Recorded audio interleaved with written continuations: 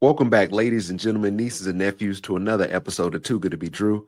I am your host, Drew Davis, a certified life and performance coach, and also a former collegiate and professional NFL player. And on Too Good to Be Drew, we take time to dive into current events and the news of what's going on in the world today. But we also take time that I let you guys in on my life and what's going on a day-to-day and week-to-week basis. And after that, we also get into things such as coaching and also advice for people that want to hit the voicemail line. So without further ado, let's get into the latest episode. Keep it real, shouldn't love this city, but I love this city.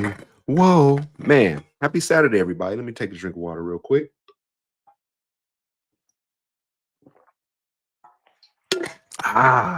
Man. So I need to get on here once a week. That's my goal, to get on here once a week and talk about some college football or some NFL football. And I gotta figure this out. And we're just gonna look at the matchups for today. It's a pretty non-eventful day in football for the most part, but we're just gonna go ahead and look at some games. We're gonna make some picks. I'm gonna let you guys know I am in a pick'em group with a couple of my homeboys, and there ain't nothing on the line. Ain't nothing on the line but pride, pretty much. And so we're gonna go through. Am I gonna click on that? I'm gonna go through just the games and matchups I see for today. I might let you guys know. I'll just go through the games and matchups of what we see today, and just to look at not every game, but the majority of the games. And so, as you guys know, I went to University of Oregon, played there, then played for the Atlanta Falcons for 4 years. Oregon takes on Northwestern. Not really afraid of Northwestern. I think the spread is 26.5. It says here 28. I'll go ahead and take Oregon. I'll take the over on that, and I'll also take them by the points. They haven't been challenged yet. Dante Moore is playing great, 479 yards passing, 6 touchdowns, no interceptions. They starters have been out pretty much by the third quarter of every game. They've not really been challenged. They haven't played anybody, but it's an interesting environment up there in Northwestern. They're getting their stadium built, so they're in like the lacrosse stadium or something, which seats no more than 15,000 people. So it should be just a very different matchup. And plus, pretty much Northwestern, I think, is in Central Standard Time or Eastern Central, I think. So pretty much Oregon will be playing with their body clock at 9 or 10 a.m. So that's the earliest that they play. Usually when they're in Eugene, they don't kick off until at least noon Pacific Standard Time. So this will be very interesting with them. So I don't see them having any hangups. Clemson and Georgia Tech. Clemson, man, they lost that first game of the year. They came back and were able to beat, forgot who that was last week. Was that Citadel? Who was that last week? That was Troy. Troy jumped on them, and then they just couldn't hold on for the most part. I like Georgia Tech, man. I like how they run the ball. I've been watching them since last year, since they got that new coach. They got that quarterback that they scheme up a lot of runs with him. They do a lot of jet and fly sweeps, so they're pretty tough to keep up with. And I think it's also weird that their quarterback and their running back have the same last name, Haynes, Haynes. But Haynes has 25 carries for 157 yards, 2 touchdowns. And then should I even click on it? They just got a double-headed monster. So I think Clemson has their work cut out for them. They're still favored in this game. I'm gonna go ahead and roll with Georgia Tech. It's tough. They're not the Georgia Tech they used to be when they're running the fly sweeps and the wishbone and everything like that. But they have a lot of window dressing. They had a lot of stuff you got to worry about on the defensive side. You got to make sure you're in the right gaps. You got to make sure as they're motioning and going out for routes and passing, and they got misdirection and counter back through the backside. You got to really know what's going on. And so you got to be really, really disciplined on defense. I think Clemson can be that, but I'm rooting for Georgia Tech on this one. It's been a while since they've been really, really good consistently. And I just like that coach. They're going for it on 4th down. Like, they're doing a lot of great things. Oklahoma, watching them play last week and watching John Mateer play. Love the way he throws the ball a little bit, can get a little bit loosey-goosey with it. No, I've never used that word before. He just, it seemed a lot of his throws, some of his throws are sailing high. He kind of has used to be a baseball player, so he has all these different arm angles that he'll launch from and that he'll send it from. And so he's kind of sporadic with it. Very good quarterback, though. Always like somebody with a good journey. So I'm excited to see what Oklahoma can do. College football is good when, Oklahoma and the Blue Bloods are really good. Nobody really likes seeing those boys down, so it's good to see that stadium packed again. Wisconsin and Bama. Wisconsin and Bama. Let's see how Bama continues to bounce back, or if they continue to bounce back. Right now, they're favored by 20. If I'm not mistaken, Wisconsin had their quarterback hurt the first game of the year, so they're kind of playing with a backup quarterback. So I don't really expect much from them. Michigan and Central Michigan. Ooh, should be a slobber knocker. Michigan's favored by 28. So we'll see. They had that loss to Oklahoma last week. So we'll see if they could bounce back. True freshman Bryce Underwood. I watched the game last week against Oklahoma. They didn't really do anything too good. They didn't really do anything too well. They pretty much are one dimensional. They couldn't really get anything going passing wise. It's from having a young quarterback. So I would like to see how he bounced back and how he answers the bell. I'm going to skip over the next few games because they don't matter. They don't matter. They don't matter. Is that game at 9? Ooh, I might need to put something in on that. Nothing, nothing, nothing. Auburn and South Alabama. Come on now. What are y'all doing playing? Missouri. Missouri looking good. I like Missouri. I like Missouri. Not really into that Missouri Louisiana game. We're gonna keep rolling. Georgia and Tennessee. Georgia and Tennessee should be very interesting. Right now, spreads at 3.5. The thing I noticed about Georgia, don't bet against Georgia. Don't bet against Georgia. No matter how lackadaisical they looked in the first game, this game is at Tennessee, which does benefit Tennessee. But they weren't very good on offense. They weren't able to get going. One thing is Georgia's defense is pretty much always going to show up. They're always going to have a very good defense. But Tennessee has some weapons. Tennessee has some weapons, and they have some very good offensive scheme that they like to run, spreading you out. They're going to run. They're going to get on the ball quick. I want to say they're top 5 or top 10 in, the ball getting set to snap ratio, the time on the play clock. And that means Georgia has to get set and has to get ready and has to get going. The jury is still out on Georgia's quarterback right now and what he has and what he's doing. It's always tough, Gunnar Stockton. It's always tough when you move on from a quarterback that you've won a national championship with and been in a college playoff with, like Carson Beck. But this is what football's about. It's especially college football. It's about the next man up. Now you have guys that are transferring, guys that are leaving, and you got to make sure that other guy's ready. The excuse is not, oh, we don't have a quarterback. We weren't recruiting anybody else. That can't be the excuse. And so we'll see what Gunnar Stockton does. That game will be good. 12:30, kicking off at the top of the hour. I will be perched in front of the TV watching that one. With that one, I'm going to roll with Tennessee. I'm not going to say Tennessee going to win. I'll go with them to cover. So I can see them losing by 3. I can see this being a hard-fought game. They'll slow the game down. Let's see what Aguilar does. Aguilar and Nico Liamaliava switch schools, UCLA to Tennessee, Tennessee to UCLA. UCLA just caught their 3rd loss last night to New Mexico State, 35-10. So I'm praying for my guys there that they can find it, figure it out, and turn it around. But go ahead and give me Tennessee to cover by. Nope. Give me Georgia. Give me Georgia to win. They'll cover by more than 3.5 points. I think it'll be a good game, though. Oregon State and Texas Tech. Oregon State's 0-2. Texas Tech is 2-0. I really like the quarterback for Texas Tech. Malik Murphy is a quarterback for Oregon State. Came over from Duke, doing some good things. The quarterback for Texas Tech is Morton, and I'm always looking. I'm always going to make sure I give you all the right information. I'm not the person that sits here and acts like I know everything. I watch college football. But Malik Murphy is thrown for 215 yards, 4 touchdowns. Not good with 3 interceptions, but they're 0-2. They haven't found a way to win. Texas Tech, they put up points. So if you're going to roll with them boys, you got to be able to put up some points. Like I said, I love Morton as a quarterback. He's one of those Texas Tech quarterbacks that fits that mold of being able to throw the ball 40, 50 times a game, 400 to 500 yards throwing a game. And it's very fun to watch him at quarterback. USC, I think they roll over Purdue no problem. It's been great seeing them rolling. And everybody, I saw people up in arms and they were mad, like, why isn't USC ranked? This is a travesty, blah, blah, blah, blah, blah. Let me click on USC. They played Missouri State and they played Georgia Southern. Come on now. Don't play with me. They got some work to do. It's cool. It's cool that they not ranked in the top. Like, they play Michigan State next week or for their next game. Purdue is 2-0 right now, so maybe they win this. They'll get bumped up and get put in that conversation. But come on now. Like, let them. They got to do something first before we go putting a ranking on them. I don't care if they 2-0 and played Jesus Christ and the disciples.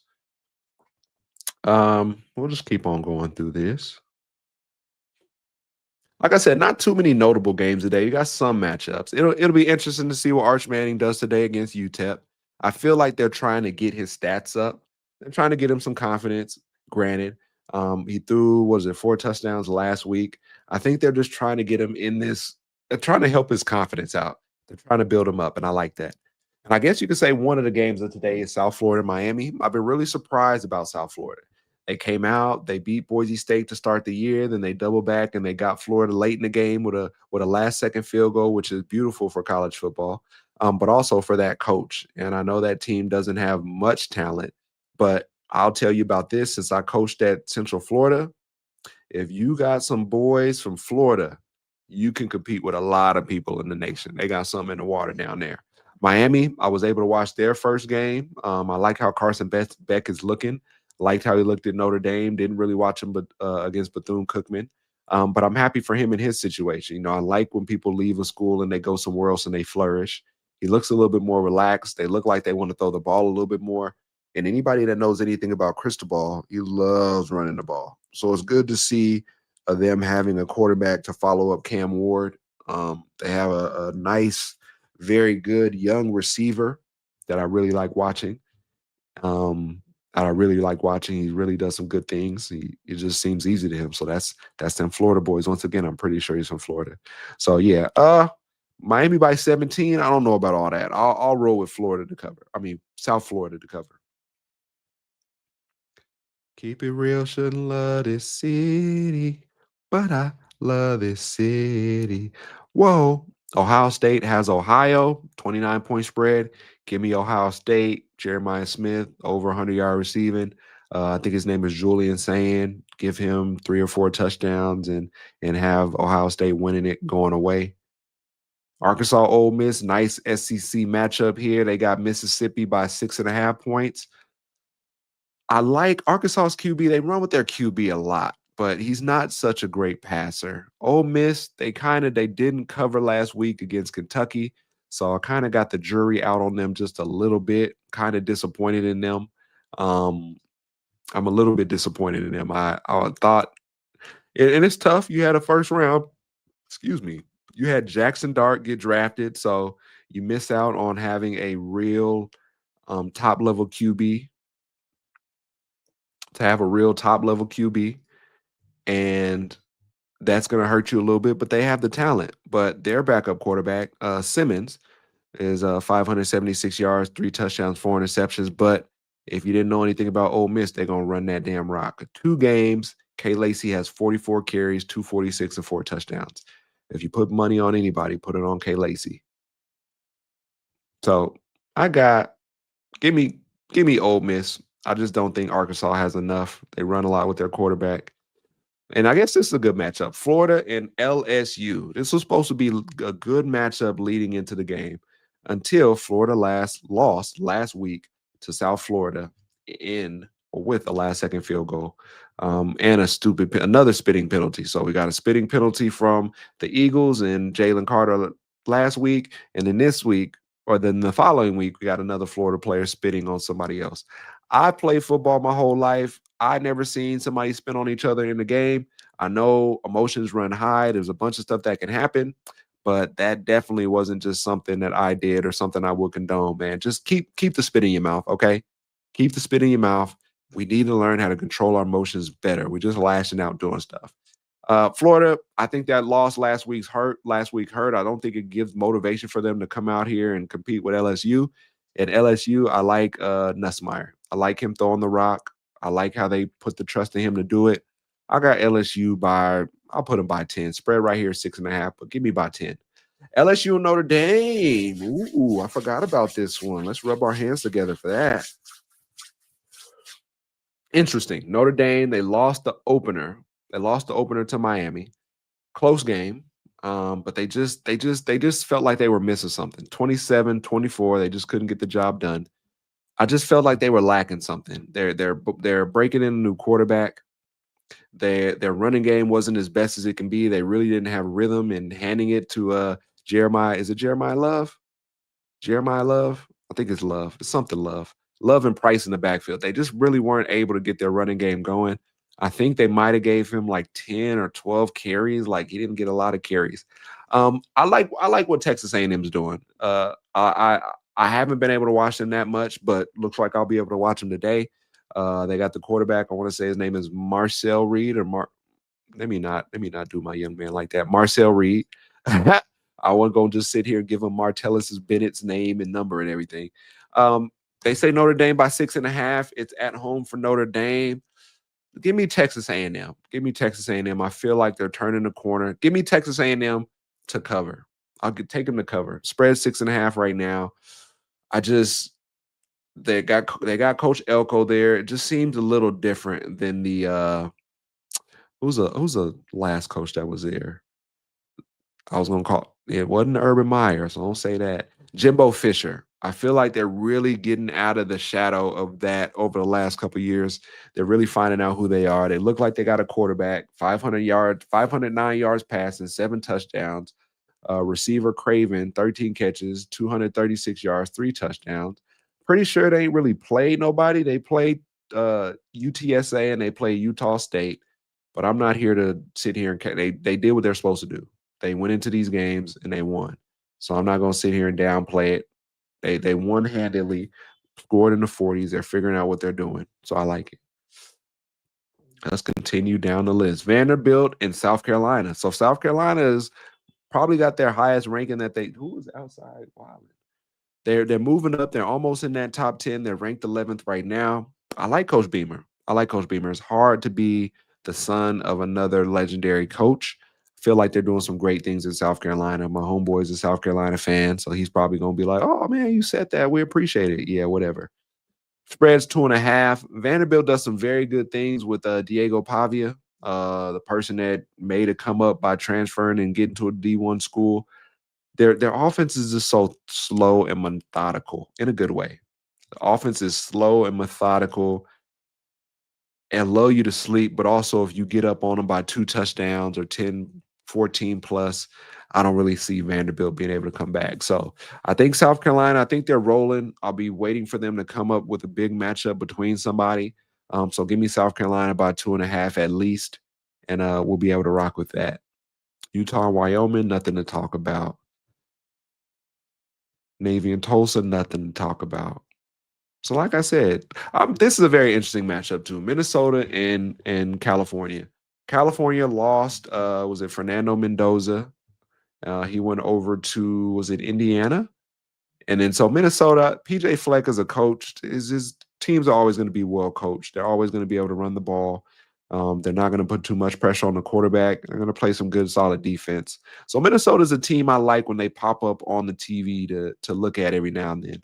They're nothing that's going to blow you out of the water. But it for me, it's fun and interesting to see a person still coach in pretty much a dress shirt and a tie and a sweater over that. So he gets my respect for that. But and he's team Baldy. So I'll mess with Minnesota on this one. I wanted to mess with my Pac-12 homies with Cal, but man, they were just so lethal. They lost 2 players last year. They lost Mendoza at quarterback, and then they lost Ott that went over to Oklahoma. So they used to be just a very great offensive team and what they were able to do. I just don't feel that they'll be able to do that, even though they're at home for this game. So give me Minnesota by more than 2.5. And as we round this out, there's nothing really else to talk about. Arizona State has a game against Texas State, which would be good for them to try to bounce back. I was really disappointed in how Arizona State played last week. They went up against Mississippi State, and it just their quarterback threw for I don't even want to say 150 yards. They were in the game. They gave up a late score to get Mississippi State on top, and they didn't have much time to go down and be able to kick a field goal. And so I really feel for them in that respect that they weren't able to get the job done and pretty much close out the game. A team that had more than 10 wins last year was in the college football playoff. They had high hopes and aspirations for this year. And this year by no means is done yet. But it's just the my thinking is that a lot of people were like, okay, this is a team that's going to come out of the Big 12. And granted, that's Big 12 against SEC, so they still got a chance to do some great things. But you can tell with them losing Cam Scatterbo, they just didn't seem right offensively. Still early in the year, still a lot of time to get things done. So we'll see how they bounce back against that Texas team that they are going to play. So once again, man, I love coming in and being able to talk about these things every now and then. I'm gonna try to pop in once a week. Let me get some water because I'm getting cotton mouth.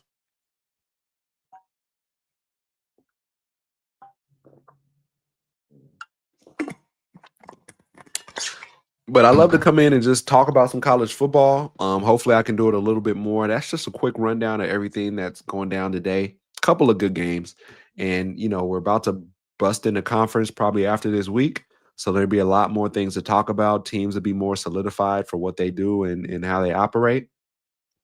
And once again, my name is Drew Davis. If you want to, you can check out my podcast, Too Good to Be Drew. We don't talk about sports on there at all, if any.